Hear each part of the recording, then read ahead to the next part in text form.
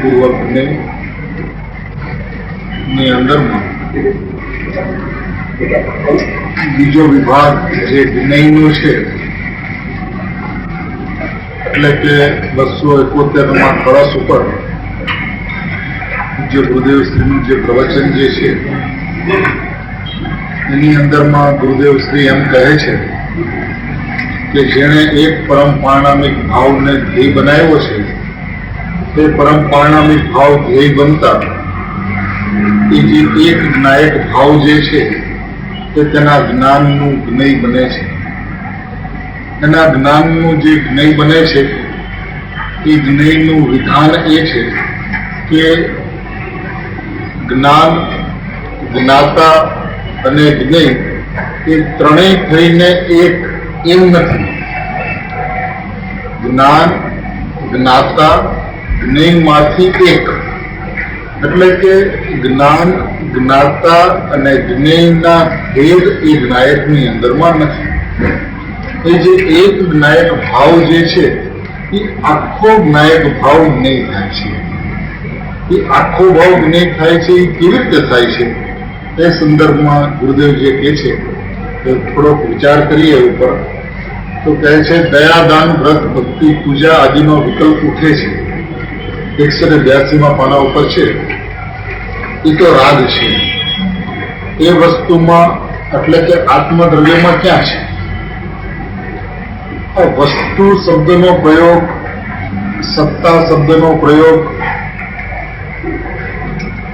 અલગ અલગ જગ્યાએ અલગ અલગ રીતે કરવામાં આવે છે. ક્યાંય વસ્તુ કહેતા, સત્તા કહેતા, પદાર્થ કહેતા, દ્રવ્ય ગુણ યુક્ત પ્રમાણનું જે દ્રવ્ય જે છે એને વસ્તુ અને સત્તા કહેવામાં આવે છે. આપણે જે ચર્ચા જે ચાલી રહી છે એની અંદરમાં જે દ્રષ્ટિનો વિષય જે છે એટલે કે પરમ પરિણામિક ભાવ જે છે એટલે કે દ્રવ્ય જે છે તે ખરેખર સત્તા છે. સત્તા કહેતા પ્રમાણના દ્રવ્યની ચર્ચા અહીંયા નથી. આપણે અત્યાર સુધી જે ચર્ચા લીધી છે એની અંદરમાં સત્તા કહેતા મહાસત્તાની વાત છે, સત્તા કહેતા અંશીની વાત છે, સત્તા કહેતા દ્રવ્ય સ્વભાવની વાત છે, સત્તા કહેતા દ્રષ્ટિના વિષયની વાત છે. હવે સામાન્યપણે સત્તાનું પ્રતિપાદન એવી રીતે પણ છે કે સત્તા કહેતા પદાર્થ, સત્તા કહેતા વસ્તુ, વસ્તુ કહેતા પ્રમાણ. દ્રવ્ય પર્યાય સ્વરૂપ વસ્તુ એ પ્રમાણ છે અને એમાંથી નિશ્ચયને કાઢવું એટલે કે દ્રષ્ટિના વિષયને કાઢવું એટલે કે દ્રવ્ય સ્વભાવને કાઢવું એ ખરેખર દ્રષ્ટિનો વિષય છે. તો અહીંયા આપણે પ્રમાણની ચર્ચા નથી કરી. અત્યાર સુધી આપણે જે ચર્ચા કરી છે એ દ્રષ્ટિનો વિષય જે છે એ સત્તા છે, એ મહાસત્તા છે, એની ચર્ચા કરી છે. હવે અહીંયા જ્ઞાનનું પ્રકરણ છે અને જ્ઞાનના પ્રકરણની અંદરમાં ગુરુદેવ શું કે છે, ગુરુદેવના શબ્દોથી આપણે વિચારીએ તો કે છે એ વસ્તુમાં એટલે કે આત્મદ્રવ્યમાં ક્યાં છે તો કે નથી જ. તો એનાથી પ્રાપ્ત થાય એ આત્માની ચીજ છે એ વાત છે જ નહીં.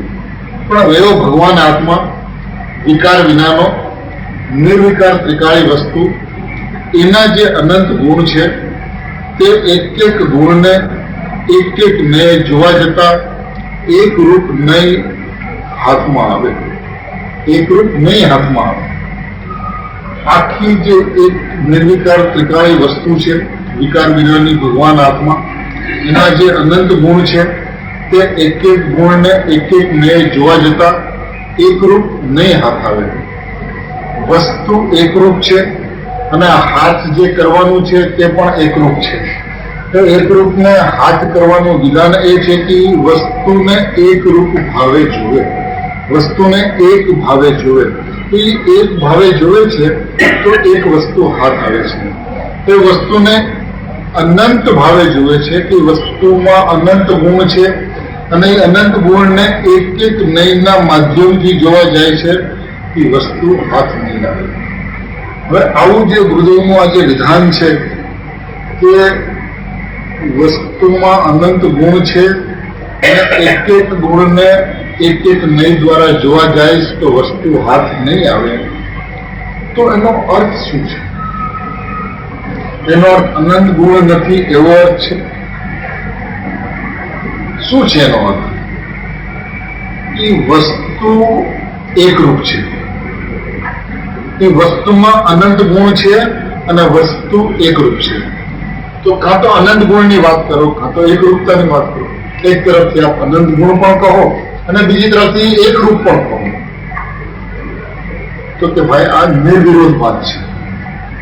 એના અનંત ગુણ છે તો અનંત ગુણ છે એમ કહીએ છીએ અને એ અનંત ગુણ એક ભાવે છે તો એ એકરૂપ છે એમ કહીએ છીએ. બંને વાત સમ્યક છે, બંને વાત સાચી છે. વસ્તુમાં અનંત ગુણ છે એ વાત પણ સાચી છે અને અનંત ગુણરૂપ એક દ્રવ્ય છે એ વાત પણ સાચી છે. અનંત ગુણ નથી એમ નથી અને અનંત ગુણ છે એમ પણ નથી. અનંત ગુણ નથી એમ નથી અને અનંત ગુણ છે એમ પણ નથી. એટલે અનંત ગુણ નથી એમ કહેતા શું છે? અનંત ગુણ છે. અને અનંત ગુણ છે એમ નથી નો અર્થ શું છે? કે અનંત ગુણ એક દ્રવ્ય ભાવે છે, એક વસ્તુ ભાવે છે, એક સ્વભાવ ભાવે છે, એક પરમ પારણામિક ભાવે છે. એ પરમ પારણામિક ભાવની અંદરમાં અનંત ગુણ નથી. હવે આ અનંત ગુણ પરમ પારણામિક ભાવની અંદરમાં જ્ઞાયક ભાવની અંદરમાં નથી એવું જે કથન, એવું જે પ્રતિપાદન કે આત્મામાં ગુણ નથી, તો એ પ્રતિપાદન ના આધારોની અંદરમાં આપણે કળશ સભયસાર કળશ ટીકાની અંદરમાં પહેલો કળશ, બીજો કળશ, 182મો કળશ ઇત્યાદિ આપણે ઘણી ચર્ચાઓ જોઈ કે એની અંદરમાં શાસ્ત્રોમાંથી પણ એના આધારો મળે છે આત્મામાં ગુણ નથી. પરંતુ ગુરુદેવે એવું કે સ્પષ્ટ કહ્યું છે કે આત્મામાં ગુણ નથી, અને એવો પ્રશ્ન થવો જોઈએ. કારણ કે જો આ કાળના વિશે કોઈ પ્રમાણ પુરુષ હોય તો એ એકમાત્ર ગુરુદેવ છે. અને જે પણ વાત વિતરાગની ગાદી ઉપર બેસીને કહેવામાં આવતી હોય એની અંદરમાં ગુરુદેવનું પ્રમાણ હોવું જોઈએ. અને જો ગુરુદેવનું પ્રમાણ ન હોય તો એ વાત કરવી ન જોઈએ. આવતી ભલે હોય કોઈને કાંઈ પણ આવતી હોય, કાંઈ પણ સમજાતી હોય, કાંઈ પણ અનુભવાતી હોય, પણ વાત એટલી કરવી જોઈએ જેટલી પ્રમાણ પુરુષે કરવી જોઈએ, જેથી સમાજ નિર્વિરોધ ભાવે ગુરુદેવના ઉપર એવો કોઈ જીવ નથી કે જેને વિશ્વાસ, અગાઢ વિશ્વાસ ન હોય. અને એ જયારે ગુરુદેવની વાત ગુરુદેવે કહી છે તે પ્રમાણે કહેવામાં આવતી હોય તો એવું કોઈ મુમુક્ષુ ન હોય કે વાતને સ્વીકારે. બરાબર. પણ એની અંદરમાં આધાર જોઈએ. તો આ પ્રશ્ન મને પણ ઘણા દિવસથી થતો હતો કે આપણે આત્મામાં ગુણ નથી એ વાત તો ઘણા વખતથી કરીએ છીએ.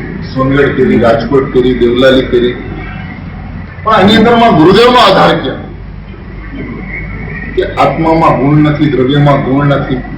એ વાત આપણે કરી તો નાખી, કરવી નહોતી જોઈતી. ગુરુદેવના આધારને જોયા વગર, ગુરુદેવની પ્રમાણ વાત સામે લાવ્યા વગર એ કરવી નહોતી જોઈતી. પણ ઠીક થઈ ગઈ તો એના ન્યાય, એના તર્ક, એના લોજિક, એના પ્રમાણો આપણે ઘણા બધા આચાર્ય સામે મળ્યા, આચાર્યની વાત મળી તો આપણે સામે રાખીને એની ઉપર ચર્ચા કરી. પરંતુ પરમ દિવસે એક પ્રશ્ન આવ્યો દીપકભાઈનો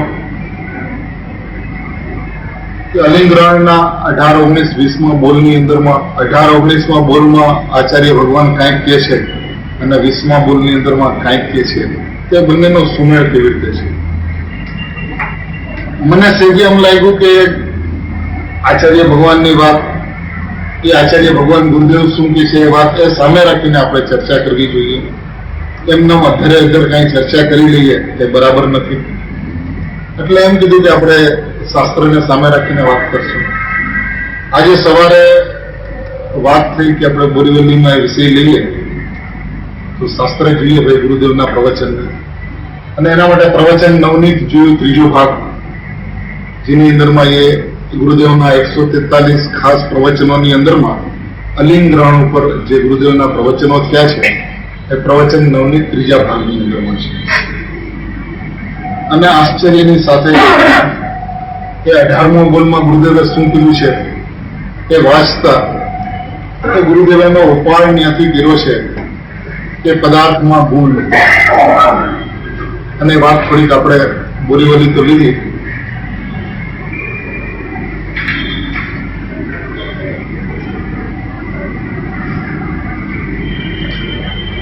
વાત એવી છે કે વસ્તુનું જે રહસ્ય જે છે, વસ્તુની જે ગંભીરતા જે છે, એ વસ્તુની ગંભીરતા ગુરુદેવ જેવા પ્રમાણ પુરુષ દ્વારા એની પુષ્ટિ મળે ત્યારે ખરેખર એ વાત પ્રમાણ કહેવાય છે. આચાર્ય ભગવાનથી અને ગુરુદેવથી એ વાત મળવી જોઈએ. હવે એની અંદરમાં શું કહે છે કે ત્યારે કોઈ કહેતું હતું કે શુભ-ઉપયોગથી શુદ્ધ ઉપયોગ થાય. કોઈ એમ કહેતું હતું કે શુભ-ઉપયોગથી શુદ્ધ ઉપયોગ થાય. અહીં તો કહે છે કે ભેદના લક્ષ્ય રાગ થાય. અહીંયા તો એમ કહે છે કે ભેદના લક્ષ્ય રાગ થાય, ભેદના લક્ષ્ય અભેદ ન થાય. વસ્તુ અભેદ છે અને ભેદનો લક્ષ કરે, દ્રવ્ય અને ગુણ એવું જોવે કે ભેદના લક્ષ્ય અભેદ ન થાય, એ ભેદના લક્ષ્ય રાગ થાય. અભેદના લક્ષ્ય એક સ્વભાવના લક્ષ્ય, એક દ્રવ્યના લક્ષ્ય સમ્યક દર્શક થાય છે. એમાં મૃત્યુ પ્રશ્ન પૂછે છે લિંગ એટલે ગુણ. લિંગ નામનો ગુણ, ગુણી આખો, એનું જે ગ્રહણ એટલે કે પદાર્થના ગુણો, ગુણી આખો એટલે પદાર્થના ગુણો, પદાર્થ અને પદાર્થના ગુણો તે જેને નથી,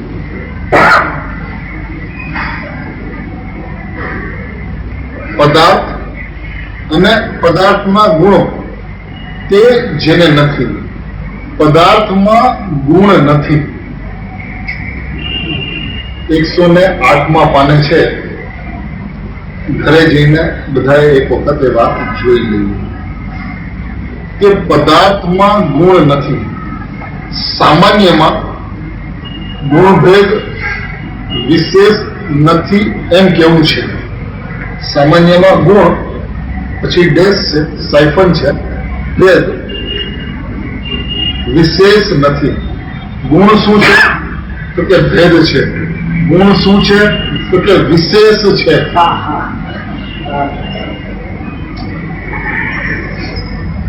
દ્રવ્ય સામાન્ય અને પર્યાય વિશેષ એ વાત પ્રભુ તું રહેવા દે, એ તો ઘણી જૂની થઈ. પણ દ્રવ્ય સામાન્ય અને ગુણ વિશેષ,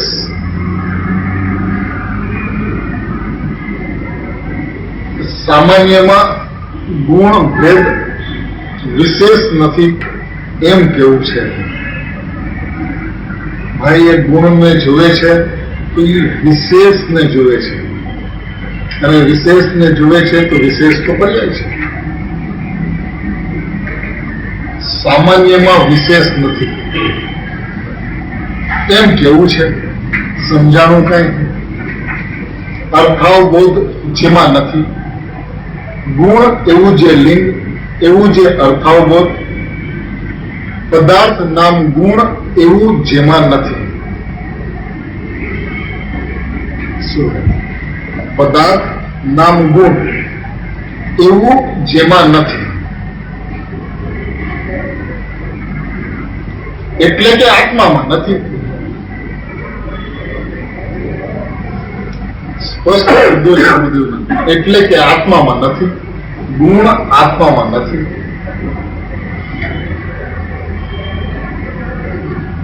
હા, કેમ કે ગુણ અનંત ગુણનું એક રૂપ જ્યાં દ્રષ્ટિ કરવા જાય છે ત્યાં લિંગ નામ ગુણનો ભેદ દ્રષ્ટિમાં આવતો નથી.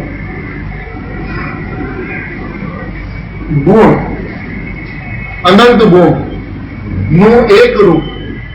ગુણ ખાલી કહીને અટક્યા નહીં. ગુણ કહીને અનંત ગુણ કયા, અનંત ગુણ કહીને અનંત ગુણ નો એક રૂપ. એવું જ્યાં દ્રષ્ટિમાં લેવા જાય છે ત્યાં લિંગ નામ ગુણનો ભેદ દ્રષ્ટિમાં રહેતો નથી. જ્યાં સુધી દ્રષ્ટિની અંદરમાં ગુણ રહેશે,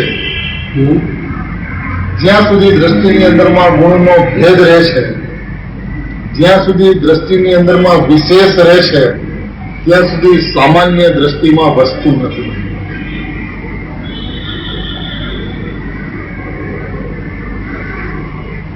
ગુણ નામ લિંગ જ્ઞાન છે, દર્શન છે, એ તો અભેદ છે.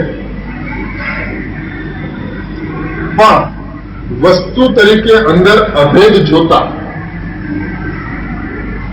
તે ગુણ અને ગુણી એવા ભેદ રહેતા નથી. પર્યાયને અંતરમાં વાળતા લિંગ નામ ગુણનો દ્રષ્ટિમાં ભેદ રહેતો નથી. આમ છે. હજી અહીં તો ધર્મની પેલી ભૂમિકાની વાત છે. પદાર્થમાં ગુણ નથી, પદાર્થમાં આત્મ પદાર્થમાં વિશેષ નથી, એ પેલી ભૂમિકાની વાત છે. આપણને વાત ઘણી સૂક્ષ્મ લાગતી હોય, ઘણી ઝીણી લાગતી હોય, ઘણી ઊંચી લાગતી હોય, પણ એ ધર્મની પેલી ભૂમિકાની વાત છે. શા માટે ધર્મની પેલી ભૂમિકા? કારણ કે જે દ્રષ્ટિનો જે વિષય જે છે તે અભેદ છે, અને એ અભેદની અંદરમાં ગુણ ગુણીના ભેદ જોવે છે. એની પેલી ભૂમિકા જ ખોટી છે. આત્મામાં ગુણ નથી, ત્યાં ગુણ જોવે છે. કે જે ગુણને જોવું એ ગુણભેદ છે. ગુણને જોવું એ ગુણને જોવાનો અર્થ શું છે? ગુણીને ન જોવું. અને ગુણીને ન જોવાનો અર્થ શું છે? ભેદને જોવું. અને ભેદને જોવાનો અર્થ શું છે?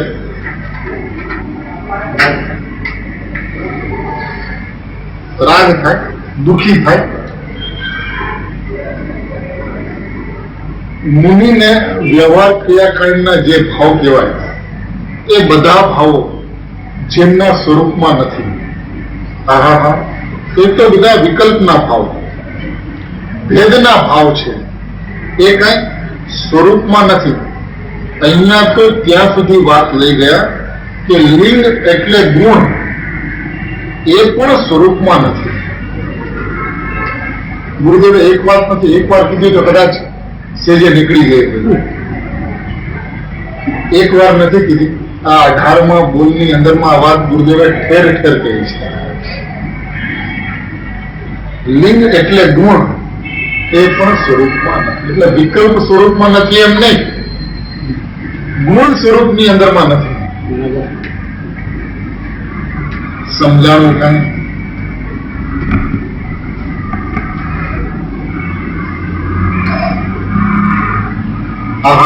ત્રિકાળી શુદ્ધ ભાવરૂપ વસ્તુ જે છે એમાં ગુણો એટલે લિંગ છે, તે અલિંગ ગ્રહણ છે.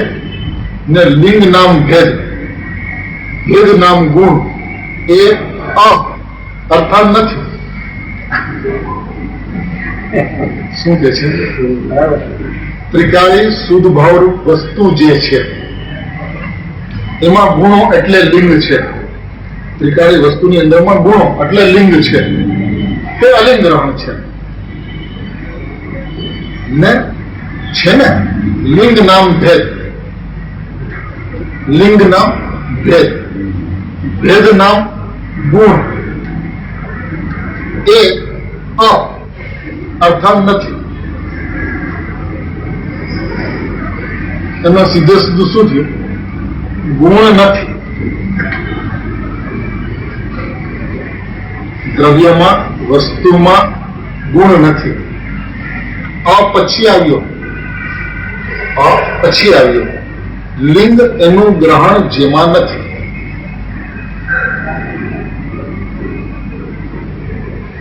સમજાણું કાંઈ? આ તો હરજ જમણ છે. સમજો છો શેઠ? પ્રીતિ ભોજન.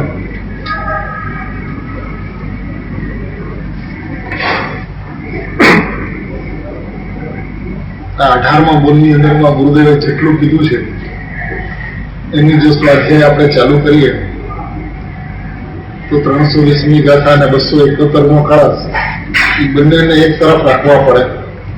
અને એ વસ્તુ ત્રિકાળ છે, એના ગુણો પણ એમાં ત્રિકાળ છે. છતાં દ્રવ્યના ભેદની અપેક્ષાએ ગુણ વિશેષના પ્રકાર દ્રવ્યમાં નથી. કેટલી સ્પષ્ટ વાત છે! ગુણ વિશેષના પ્રકાર દ્રવ્યમાં નથી. વસ્તુ ત્રિકાળ છે, એના ગુણો ત્રિકાળ છે.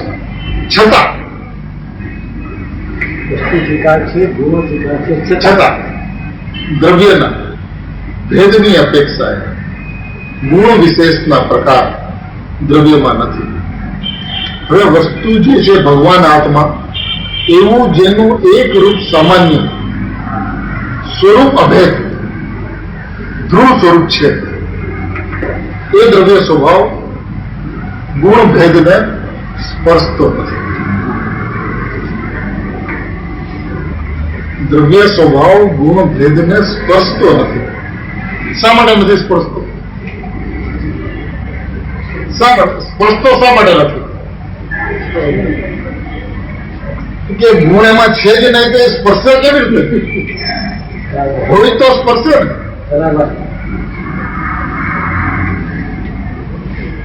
ભગવાનની દિવ્ય ધ્વનિમાં એમ આવ્યું કે ભગવાનની દિવ્ય ધ્વનિમાં એમ આવ્યું કે ભગવાન તું વસ્તુ છે ને પ્રભુ, ભગવાન સ્વરૂપ તારું છે. એ એક રૂપે અભેદ છે. એ એક રૂપે અભેદ છે. એ અભેદ સ્વરૂપ ભેદને સ્પર્શતું નથી, ગુણના ભેદને વિશેષને સ્પર્શતું નથી, ગુણના ભેદને વિશેષને સ્પર્શતું નથી. આ તો વાત છે કઈ હે કંઈક વાત છે. એટલું બધું છે ભાઈ, શું એની ચર્ચા કરું? બધા પોતપોતે સ્વાધ્યાય કરી લેજો. તો એની અંદરમાં એક નાયકને જોવાનું જે વિધાન જે છે એ વિધાનની અંદરમાં ગુણને જોતા અભેદ સામાન્ય એક વસ્તુ જે છે એનું અસ્તિત્વ જ રહેતું નથી. કારણ કે એ જે વસ્તુ એક ભાવે છે, સામાન્ય ભાવે છે, અભેદ ભાવે છે, અને એ અભેદ ભાવ એક ભાવે જયારે હોય ત્યારે એની અંદરમાં અનંતતાને જોવું એ અપરાધ છે, અનંતતાને જોવું એ ગુનો છે. અને એ ગુનો જે કરે છે એને શું થાય છે તો કે ગુનો કરનારને એક નાયકને ખોજવાની જે ખોજ જે છે, નાયકને શોધવાની એની જે શોધ જે છે એ શોધ ખોવાઈ જાય છે. રૂઢોના શબ્દો છે. એના જે અનંત ગુણ છે તે એક એક ગુણને એક એક ને જોવા જતા એક રૂપ નહીં હાથમાં આવે. વસ્તુ એક રૂપ છે અને એક રૂપ હાથમાં નહીં આવે જો તું અનંત ગુણને જોવા જાય તો. કારણ કે અનંત ગુણ એક સ્વભાવે છે, તો એ એક સ્વભાવને જોઈશ તો અનંત ગુણોનું જ્ઞાન થઈ જશે. પણ અનુભવ તો એકનો થશે, અનુભવ અનંતનો નહીં થાય. કારણ કે અનંતનો અનુભવ એને થાય જેને અનંતનું જ્ઞાન થાય. અનુભવ છે અનુભવ જ્ઞાનમાં થાય છે. હવે જેને અનંતનું જ્ઞાન થાય અને અનંતનો અનુભવ થાય. હવે અનંતનું જ્ઞાન કોને થાય? પ્રશ્ન એ છે કે અનંતનું જ્ઞાન કોને થાય? તો કે જે એકનો અનુભવ કરે એને અનંતનું જ્ઞાન થાય. તો એ જ્ઞાન એકને અનુભવે છે, તો એ એકના અનુભવમાં અનંતનું જ્ઞાન રહેલું છે. પણ અનંતના અનુભવની અંદરમાં માત્ર અજ્ઞાન રહેલું છે. જે અનંતનો અનુભવ કરવા ઈચ્છે છે, અનંતના અનુભવ કરવા જે પ્રયત્નશીલ છે તે માત્ર અજ્ઞાનને સેવે છે. એ અનુભવને પ્રાપ્ત નથી થઈ શકતો. કારણ કે વસ્તુ અનંત ગુણાત્મક એક દ્રવ્ય છે અને એ જે એક દ્રવ્ય છે એ મહાસત્તા છે. એ જે મહાસત્તા જે છે એ દ્રષ્ટિનો વિષય છે.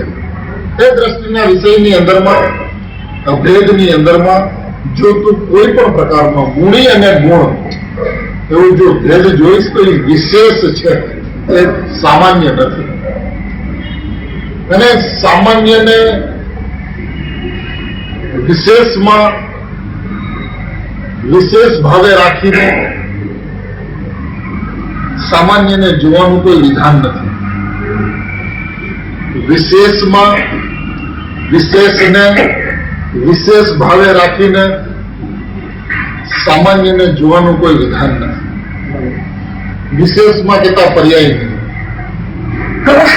વિશેષને કેતા ગુણને વિશેષ ભાવે કેતા એટલે અધિક ભાવે રાખતા સામાન્યને જોવાનું કોઈ વિધાન નથી.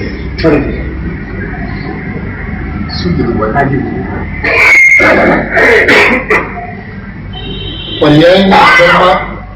પર્યાયની અંદરમાં દ્રવ્યની અનુભૂતિ થાય છે, પર્યાયની અંદરમાં સામાન્યની અનુભૂતિ થાય છે.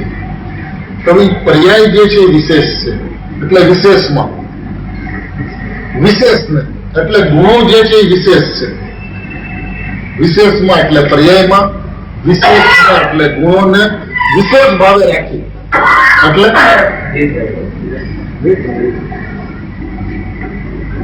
એ પર્યાયની અંદરમાં ગુણોને જોવા જાય છે એટલે એને વિશેષને વિશેષ ભાવે રાખ્યા, ગુણોને વિશેષ ભાવે રાખ્યા. તો એ ગુણોને વિશેષ ભાવે રાખતા એટલે અધિક ભાવે રાખતા એટલે એને જોવા જતા, એને દૃષ્ટિમાં લેવા જતા સામાન્ય લક્ષમાં નથી આવતો, સામાન્ય દ્રષ્ટિમાં નથી આવતું, સામાન્ય જ્ઞાનમાં નથી આવતું, સામાન્ય અનુભવમાં નથી આવતું, અને આખાને આખા સામાન્યની બાદબાકી થઈ જાય છે. એટલે જ્યાં સુધી વિશેષમાં વિશેષ રહે ત્યાં સુધી વિશેષમાં સામાન્ય રહેતું નથી. બરાબર. વિશેષની અંદરમાં સામાન્ય સામર્થ્ય ભાવે તો રહી શકે, પણ વિશેષની અંદરમાં સામાન્ય વિશેષ ભાવે ન રહી શકે. વિશેષની અંદરમાં સામાન્ય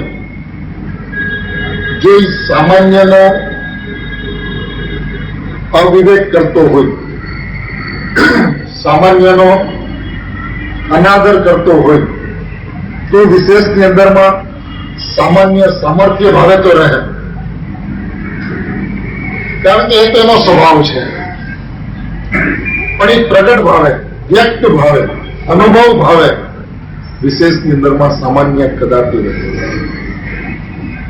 બીજી વાત એ છે કે જ્યાં સુધી વિશેષમાં વિશેષ છે, એટલે કે જ્યાં સુધી પર્યાયમાં પર્યાય છે, ત્યાં સુધી પર્યાયમાં સામાન્ય રહેતું નથી. જયારે પર્યાયમાં પર્યાય ન હોય, વિશેષમાં વિશેષ ન હોય, એની અંદરમાં સત્તા માત્ર વસ્તુ હોય, સત્તા માત્ર વસ્તુ કહેતા દ્રવ્ય સ્વભાવ માત્ર હોય, અંશી માત્ર હોય, નાયક ભાવ માત્ર હોય, તો એ સામાન્ય વિશેષની અંદરમાં વ્યક્ત ભાવે રહે છે. હવે આગળ ગુરુદેવ કહે છે, પછી કહે છે કે ચાર ભાવ પણ વસ્તુ છે. એ ગુરુદેવ વાત આગળ ચલાવે છે. સાવધાન કરી દીધા કે એકની અંદરમાં અનંતને જોવા નહીં જતો, એકની અંદરમાં એકને જોજે. એટલે દ્રવ્યની અંદરમાં ગુણને ગોતવા નહીં જતો, દ્રવ્યને ગુણી ભાવે, એટલે કે એક ભાવે, એટલે કે મહાસત્તા ભાવે જોજે. તો દ્રવ્યને સત ભાવે નહીં જોતો. એ પ્રમાણની ચર્ચાની અંદરમાં અમે જે દ્રવ્ય સત અને પર્યાય સતની જે ચર્ચા કરી હતી, એ દ્રવ્યને સત હોવા છતાં પણ સત ભાવે નહીં જોતો. એ દ્રવ્યને અંશી ભાવે, એટલે કે સત્તા ભાવે, એટલે કે મહાસત્તા ભાવે તું જોજે. એવો ઉદ્દેશ આપ્યા પછી આગળ કહે છે કે ચાર ભાવ પણ વસ્તુ છે. દ્રવ્ય, ક્ષેત્ર, કાળ, ભાવ પણ. એમાં તું એક ભાવ પણ ગોતવા જા ને બીજા ત્રણ બાકી રાખવા જા. આ શું પ્રભુ? કે વસ્તુ જે છે એ દ્રવ્ય, ક્ષેત્ર, કાળ, ભાવ પણ, એમાં તું એક ભાવ પણ ગોતવા જા અને બીજા ત્રણ બાકી રાખવા જા, તો એ હાથ નહીં આવે. કેમ? કે એ વસ્તુ નથી. કારણ કે વસ્તુ જે છે એ દ્રવ્ય, ક્ષેત્ર, કાળ, ભાવ પણ છે. સ્વદ્રવ્ય પણ, સ્વક્ષેત્ર પણ, સ્વકાળ પણ અને સ્વભાવ પણ. હવે એમાંથી તું એને એક ભાવે ગોતવા જા અને ત્રણ ભાવને બાકી રાખી દે. તો ત્રણ ભાવ બાકી એ એક ભાવે છે. કોઈ પણ એક ભાવે, દ્રવ્ય ભાવે જો, ક્ષેત્ર ભાવે જો, કાળે ભાવ જો કે ભાવ ભાવે જો, એક ભાવે જો ને ત્રણ ભાવને બાકી રાખી દે, તો વસ્તુ હાથ નહીં આવે. કારણ કે એ વસ્તુ નથી. આનો શું આવે?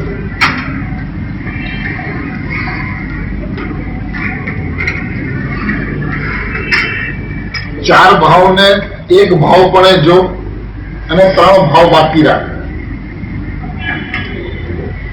તો વસ્તુ હાથ નહીં આવે. કારણ કે તે વસ્તુને ખંડિત માને. જે વસ્તુ દ્રવ્ય, ક્ષેત્ર, કાળ ભાવે પૂરી હતી એને તો એક ભાવે જો એકને ત્રણ ભાવને બાકી રાખ્યા, તો ત્રણ ભાવને બાકી રાખ્યો તો એટલી વસ્તુ ખંડિત થઈ ગઈ. એ ખંડિત થઈ ગઈ તો એ વસ્તુ ના રહી. વસ્તુ દ્રવ્ય સ્વભાવે પૂરી છે, અસંખ્ય પ્રદેશે પૂરી છે, સ્વ સમયે પૂરી છે અને સ્વભાવે પૂરી છે. તો એ ચાર લઈને આખો પૂરો એક ભાવ છે. એમાં તું કાં તો દ્રવ્ય ભાવ જો અને બાકીના 3 ભાવને બાકી રાખ, તે વસ્તુ હાથ नहीं आवे. हमें कहे छे भावार्थ इस प्रकार है कि ज्ञेय ज्ञायक संबंध के ऊपर बहुत भ्रांति चलती है. અહીંથી ઉપાડ્યું છે સ્વપર પ્રકાશક શક્તિ હમારી તાતે વચન ભેદ ભ્રમ ભારી. જ્ઞેય બે પ્રકારના, સ્વજ્ઞેય અને પરજ્ઞેય. એમાં વચનના ભેદે ભ્રમ લોકોને ઉપજે છે કે આ જ્ઞેય છે, હું જ્ઞેય કે જ્ઞાન. ભ્રમ ઉપજે છે કે હું જ્ઞાન, આ 6 દ્રવ્યો જ્ઞેય. કહે છે એમ નહીં, તું માને છે એમ નહીં. એ 6 દ્રવ્યોનું જ્ઞેયપણું તો એક સમયની પર્યાય જાણે.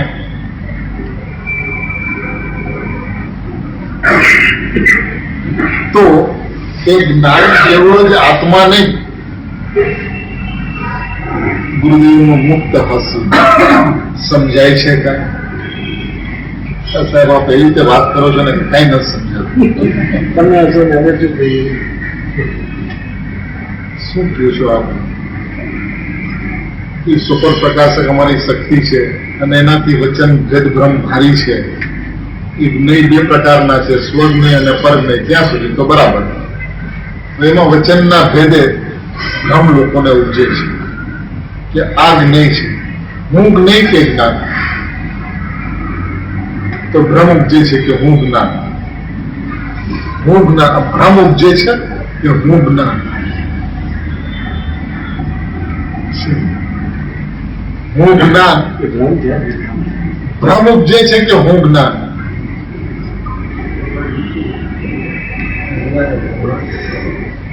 આ 6 દ્રવ્યો જ્ઞેય. હું જ્ઞાન અને આ 6 દ્રવ્યો જ્ઞેય એ ભ્રમ ઉપજે છે.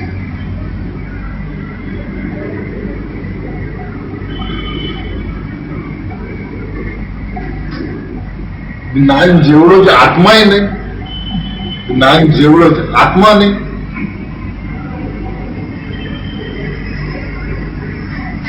છ દ્રવ્યોનું તો એક સમયની પર્યાય જાણે.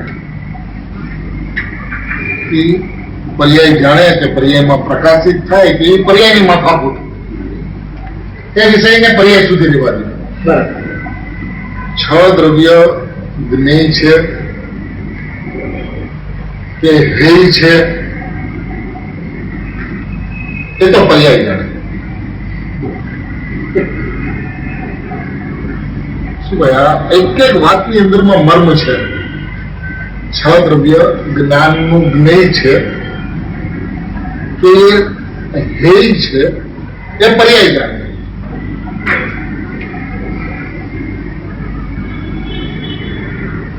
છ દ્રવ્ય જ્ઞાનની અંદરમાં જ્ઞેય થાય છે કે નહીં? પર્યાયમાં 6 દ્રવ્ય જ્ઞેય થાય છે કે નહીં? તો કે પર્યાય જાણે. અમને નથી ખબર એ 6 દ્રવ્ય જાય કે એ 6 દ્રવ્યને પ્રકાશનારી જે જ્ઞાન પર્યાય છે તો જ્ઞાન પર્યાયનો વિષય છે. જ્ઞાન પર્યાય 6 દ્રવ્યને જાણે છે કે 6 દ્રવ્ય જ્ઞાન પર્યાયમાં જણાય છે કે 6 દ્રવ્ય જ્ઞાન પર્યાયની અંદરમાં પ્રતિભાષિત થાય છે કે 6 દ્રવ્ય જ્ઞાન પર્યાયની અંદરમાં પ્રતિબિંબિત થાય છે એ પર્યાય જાણે. તો હવે આપણે પર્યાય તરફથી કઈ નિર્ણય કરવો છે કે નથી કરવો? વાત તે પેલા આવીને ઉતરે છે. ગુરુદેવે તો કહી દીધું પર્યાય જાણે. આપણે પર્યાય તરફથી કઈ નક્કી કરશું કે પર્યાયની અંદરમાં શું છે? ગુરુદેવ જ્ઞાન અને જ્ઞેયમાં ક્યાંક આગળ લઈ જાય, કારણ કે એ 6 દ્રવ્ય એક જ્ઞાનનું જ્ઞેય છે એ પર્યાય જાણે એમ કહીને જ્ઞાન, જ્ઞાયક અને જ્ઞેય એ ત્રણેયને ગુરુદેવે એક તરફ રાખી દીધું કે પર્યાય 6 દ્રવ્યને જાણે એટલે પર્યાયમાં જ્ઞાન અને 6 દ્રવ્ય જ્ઞેય. એ પર્યાય જાણેનો અર્થ શું?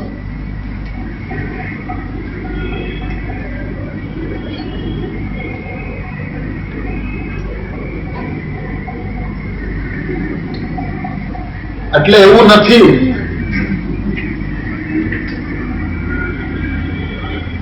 જ્ઞાન અને જ્ઞેયની વ્યવસ્થા એ જ્ઞાન એટલે કે જ્ઞાન પર્યાય અને છ દ્રવ્ય એનું જ્ઞેય એવું નથી, કારણ કે એની અંદરમાં તો તને ભ્રમ જ જો છે.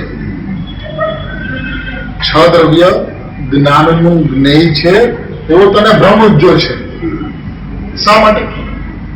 કે જ્ઞાન છ દ્રવ્યને જાણે એમાં વાંધો શું છે? જ્ઞાન છ દ્રવ્યને જાણે એમાં શું તકલીફ શું છે? તો કે પ્રશ્ન એ છે કે છ દ્રવ્ય જે છે એ અનંત શક્તિ સંપન્ન છે કે નથી?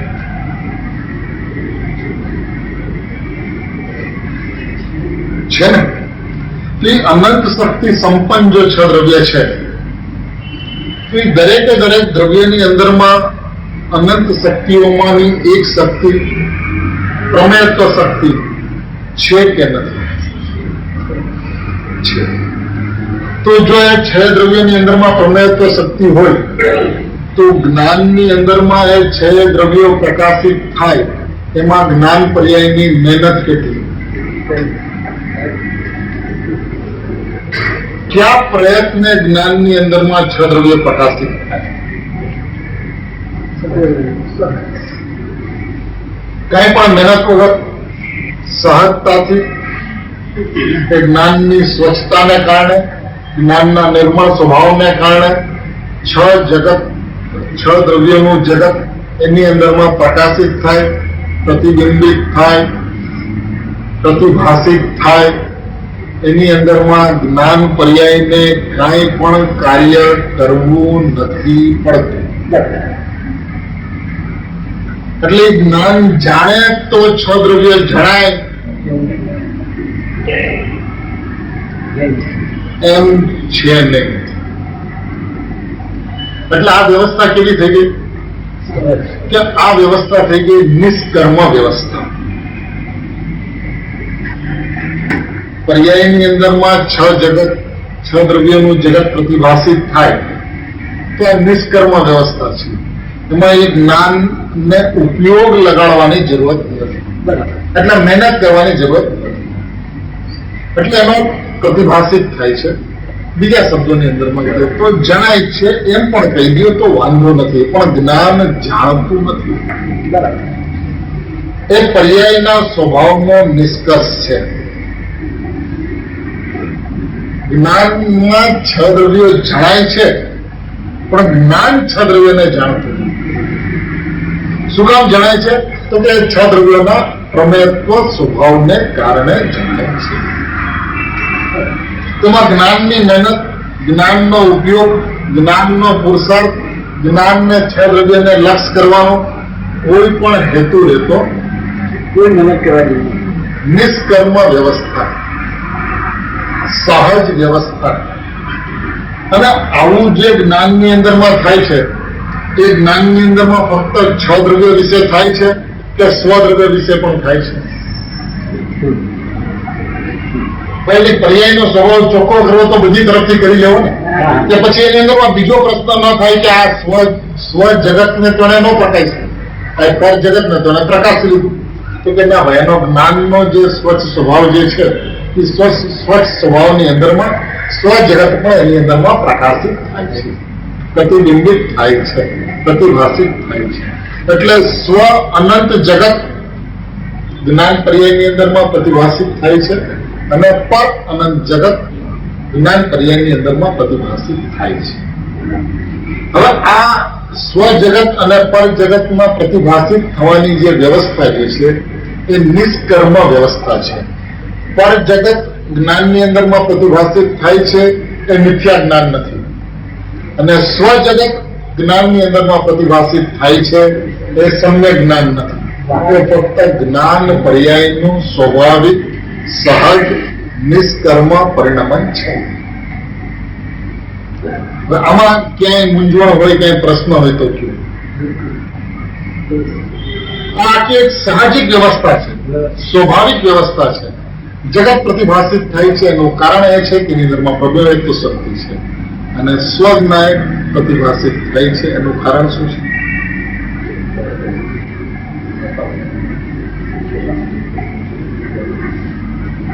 એમાં શું લેશું? છ દ્રવ્યના જગતની અંદરમાં તો આપણે પ્રમેયત્વ શક્તિ લીધી, તેને કારણે પ્રકાશિત છે.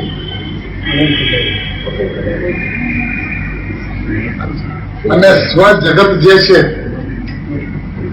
એ સ્વજગત જ્ઞાન પર્યાયની અંદરમાં પ્રતિભાષિત થયું. એની અંદરમાં શું છે તો કે જે સ્વજગત જે છે એની અંદરમાં પણ જ્ઞેયત્વ શક્તિ છે. એવા જ્ઞેયત્વ શક્તિ હોવાને કારણે જ્ઞાન પર્યાયની અંદરમાં સદાય જ્ઞેયપણે પ્રતિભાષિત થાય છે. નિષ્કર્મ વ્યવસ્થા એટલે આની અંદરમાં કોઈના મહેનત નહીં. સ્વના દ્રવ્યને કઈ મહેનત નથી અને છ દ્રવ્યોને પણ કઈ મહેનત નથી. આટલી તો પર્યાયની સ્વચ્છતા છે. અને અહીંયા સુધી આટલી જે વ્યવસ્થા છે ત્યાં સુધી આગ નહીં, સ્વગ નહીં, વર્ગ નહીં,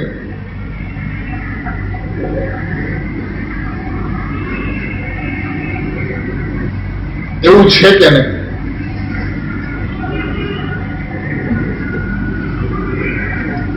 જ્ઞાયક પ્રતિભાષિત થાય છે એ સ્વર્ગ નહીં છે, અને પર પ્રતિભાષિત થાય છે એ વર્ગ નહીં છે.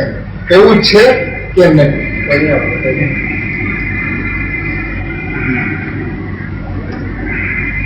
તો કે ભાઈ એવું નથી. પ્રતિભાષિત થાય છે બસ. તો અત્યારે એટલું રાખે. હવે અમે જ્ઞેયની ચર્ચામાં તો આગળ ચાલીએ છીએ.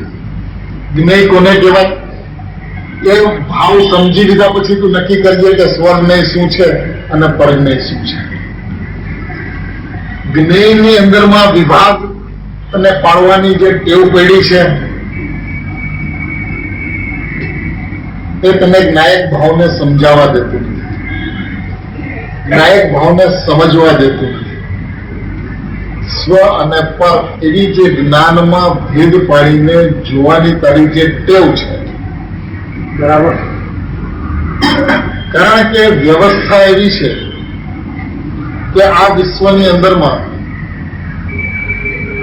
બે વસ્તુ, શું? એક જ્ઞેય અને એક નિમિત્ત.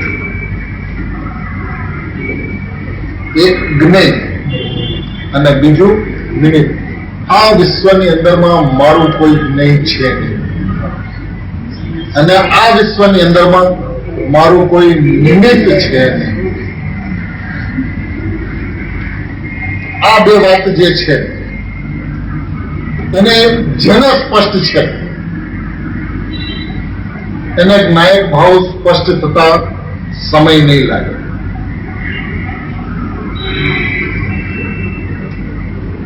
આ વર્ગ નહીં છે અને આ સ્વગ નહીં છે. મારું કોઈ જ નહીં નથી. તે કોઈ જ નહીં ની અંદરમાં સ્વગ નહીં આવતું હશે કે નહીં આવતું હોય?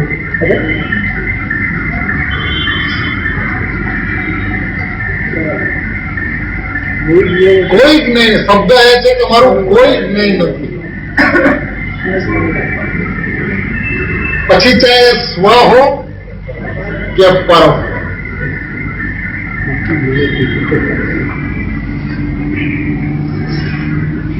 જ્યાં સુધી તું સ્વ પરનો વિભાગ જ્ઞેયના વિશે કરીશ ત્યાં સુધી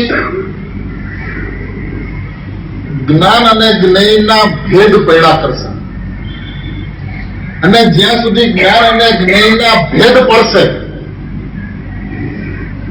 ત્યાં સુધી એક જ્ઞાયક, એક જ્ઞાતા, એક પરંપરાનામિક ભાવ માત્ર હું એવું તારી સમજણમાં બિલકુલ નહીં આવે.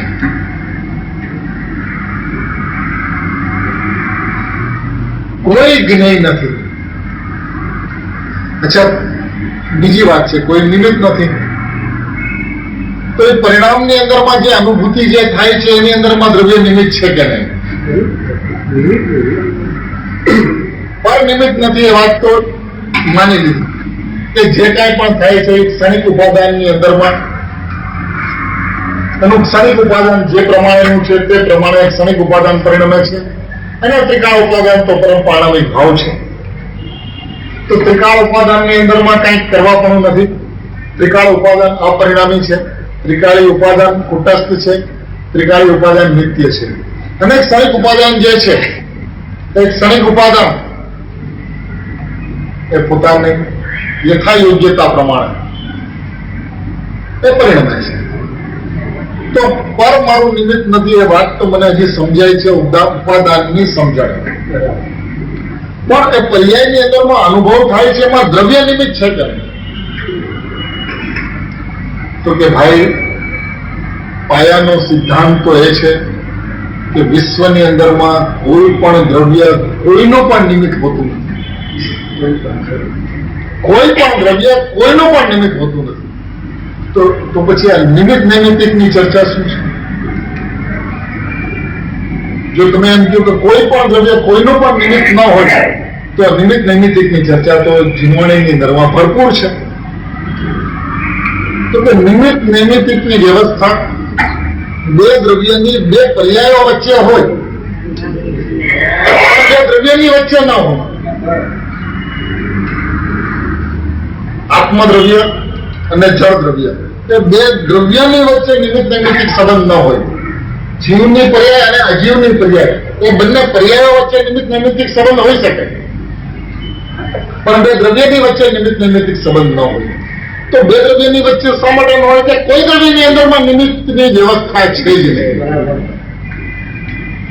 તો પછી પર્યાયની અંદરમાં અનુભવ થાય છે એનું નિમિત્ત દ્રવ્ય તે વ્યવસ્થા તો અનાદિ સિદ્ધાંતને તોડી પાડશે. કોઈ દ્રવ્યમાં નિમિત્તની વ્યવસ્થા છે ને, અને પર્યાયની અંદરમાં અનુભૂતિ થાય છે તો એનું કારણ એનું નિમિત્ત દ્રવ્ય છે. તો કે ભાઈ એ વાત તો તું પાયાની સમજ છે કે પરમ પારણામિક ભાવ જે છે એ અકારણ પરમ પારણામિક ભાવ છે. એનું નામ છે અકારણ પરમ પારણામિક. એ કોઈનું કારણ નથી. પરમ પારણામિક ભાવ એને કહીએ જે કોઈનું કારણ ન હોય. પર્યાયની અંદરમાં દ્રવ્યનું અવલંબન આવે છે ત્યારે તો અનુભૂતિ થાય છે. તમે કહો છો પર્યાય દ્રવ્યનું અવલંબન નથી લેતી, પર્યાયના દ્રવ્યનું કારણ નથી, પર્યાયના દ્રવ્યનું નિમિત્ત નથી, તો છે શું? કોણ ઉપાદાન અને કોણ નિમિત્ત? તો કે પર્યાયની અંદરમાં જે અનુભૂતિ જે થાય છે તે પર્યાયનું પોતાનું ક્ષણિક ઉપાદાન છે, અને નિમિત્ત તરીકે કર્મનો અનુદય છે. પરંતુ આત્મા નથી. શા માટે? સંવર જયારે થાય ત્યારે કર્મનો અનુદય નિમિત્ત,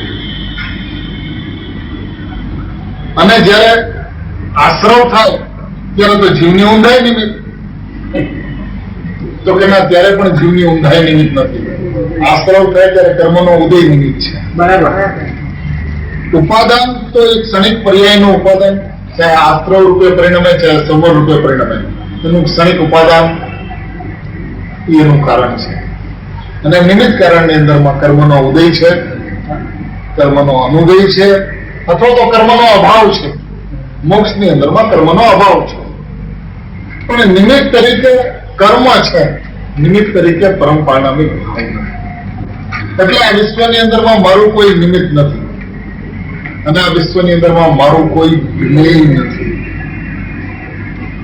ભાઈ પરજ્ઞેયની વાત તો બરાબર, પર જાણતું નથી તો પરજ્ઞેય નથી એ વાત તો બરાબર, પણ હવે સ્વજ્ઞેય નથી એમ જો તમે કહી દો તો અમારે વિચાર કરવો પડશે એ વાત સાથે સંમત થવું કે ન થવું. હું જ્ઞાન અને જ્ઞાન મારું જ્ઞેય, એની અંદરમાં ક્યાં તમને ક્યાં વાંધો છે?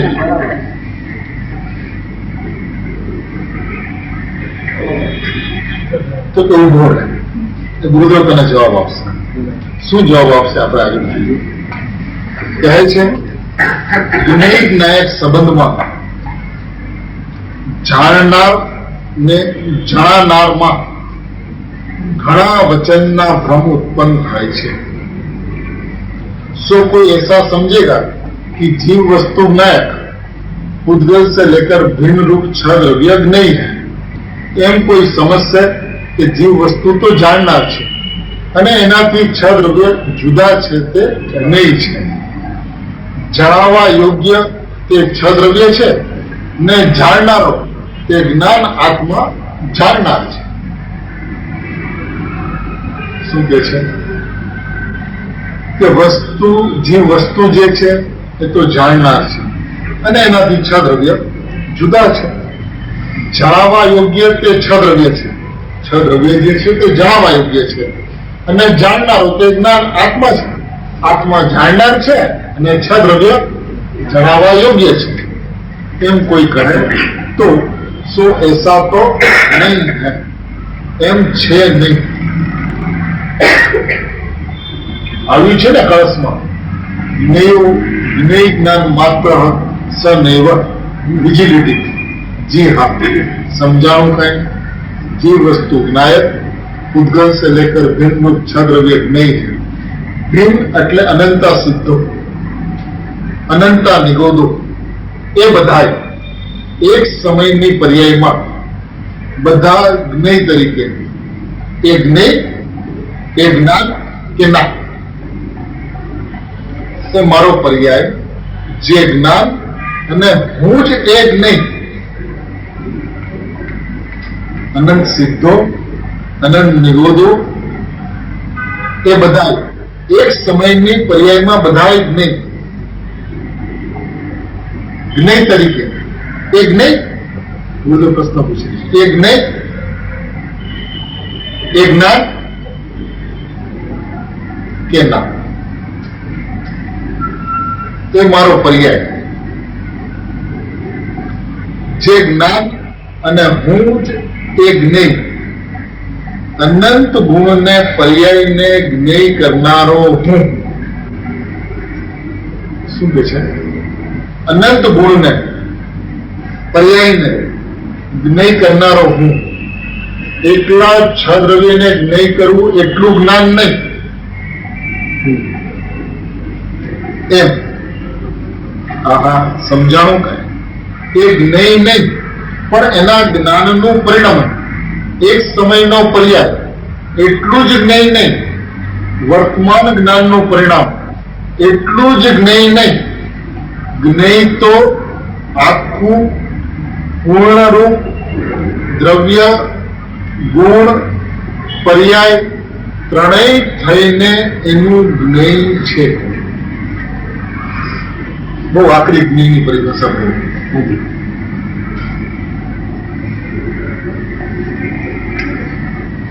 આ જ્ઞેયની પરિભાષા સમજવા માટે થોડોક પરિશ્રમ કરવો પડશે, થોડીક મહેનત કરવી પડશે.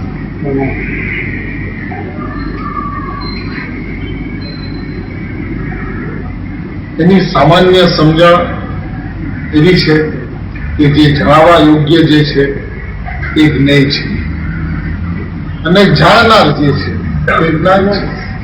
સામાન્ય સમજ અને આ સમજણ શાસ્ત્રોની અંદરમાં જીવવાણીની અંદરમાં ઠેર ઠેર આ પ્રમાણે સમજણ આપી છે. એ સમજણ એ અપેક્ષા ઠીક છે પણ વાસ્તવિકતા શું છે? અહીંયા જે ચર્ચા જે છે એ સમજણ માટેની સમજણ નથી. વાસ્તવિકતા શું છે એની સમજણ છે. આ 320મી ગાથાની અંદરમાં ધ્યેયના વિષયની અંદરમાં જે કાંઈ પણ કહ્યું એ કથન માટે નથી. એ જેવો પરમ પારણામિક ભાવ છે એવા ભાવને એ ભાવે બતાવવા માટેની એ ગાથા છે. એવી રીતે આ 271માં કળશની અંદરમાં જ્ઞેયનું જે પ્રકરણ જે છે કે જે જ્ઞાયક ધ્યેય છે તે જ્ઞાયક જ્ઞેય છે. તો જે જ્ઞાયક ધ્યેય છે એ જ્ઞાયક જ્ઞેય થાય છે. એ જ્ઞેય કેવી રીતે થાય છે? એ જ્ઞાયક જ્ઞેય છે અને એને જાણનાર જ્ઞાન છે, એવી રીતે જ્ઞેય થાય છે? કેવી રીતે જ્ઞેય થાય છે? એ જ્ઞાયક જ્ઞેય થાય છે. એ જ્ઞાયક જ્ઞેય અને જાણનાર એને જ્ઞાન, એ જ્ઞાન અને જ્ઞેય એવું જ્ઞેય છે કે કેવી રીતે જ્ઞેય છે? એ આ 271માં કળશનું હૃદય છે, 271માં કળશનું અંતઃકરણ છે. અને એ અંતઃકરણ સમજવું ખૂબ જરૂરી છે. પાઠ છે જ્ઞેયનો, અને આ જ્ઞેયના પાઠની અંદરમાં આનંદ આવે છે, આ જ્ઞેયના પ્રકરણની અંદરમાં આનંદ આવે છે, અનુભૂતિ ઉત્પન્ન થાય છે. તો એ અનુભૂતિની અંદરમાં જે આનંદ ઉત્પન્ન થાય છે, જેને સમ્યક જ્ઞાન, સમ્યક દર્શન, સમ્યક ચારિત્ર કહેવાય છે, એવો આ જ્ઞેયનો પાઠ છે. જે આત્મા જ્ઞેય થયો એ આત્મા જ્ઞેય છે અને એને જાણનાર જ્ઞાન છે, એવું જ્ઞાન જ્ઞેય છે કે કેવી રીતે છે, એ ગુરુદેવ સ્પષ્ટ કરશે. અને ગુરુદેવના સાનિધ્યની અંદરમાં, એ ગુરુદેવના નિશ્રાની અંદરમાં, એ ગુરુદેવની શીતળ છાયણીની અંદરમાં એ જ્ઞેય આખો જ્ઞાયક દ્રવ્ય, ગુણ, પર્યાય એવું આખું એક રૂપ જ્ઞેય, આખો જ્ઞાયક જ્ઞેય, કોઈ પણ વિભાગ વિના, કોઈ પણ ભેદ વિના,